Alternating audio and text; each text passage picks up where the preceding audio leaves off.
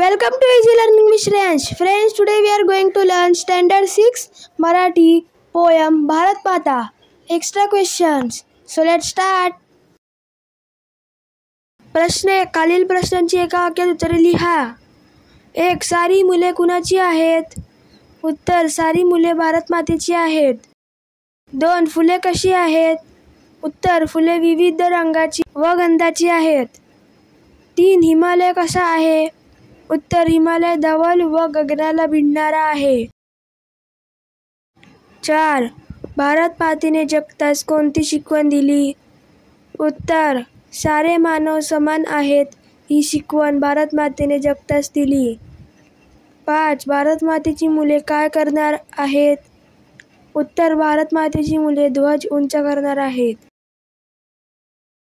प्रश्न 2. खालील प्रश्नांची 2-3 वाक्यात उत्तरे लिहा. 1. कवयित्रीला कोण कोण प्रिय आहे?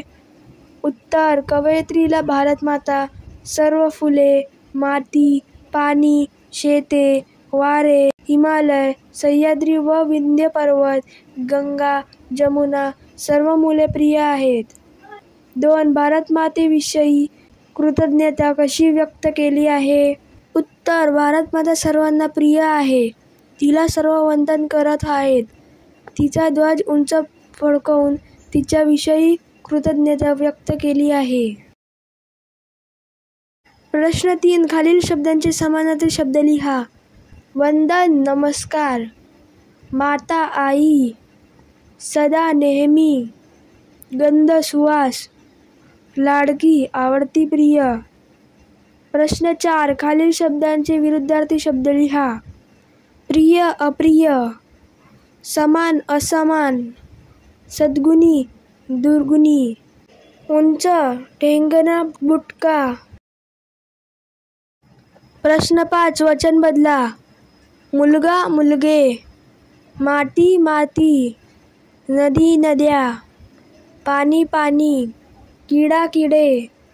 घर, घरे. भाजी, भाज्या. शेत, शेते. झाड, झाडे. प्रश्न 6. कवितेतील यमक जुळणारे शब्द लिहा. मुले, फुले. जुळजुळते, सळसळते. गगना, जमुना. दिली, झाली. करू, धरू.